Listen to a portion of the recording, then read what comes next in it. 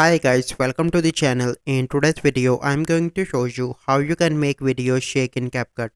So the first step you simply need to do is to import any video clip in CapCut. As you can see, I already import.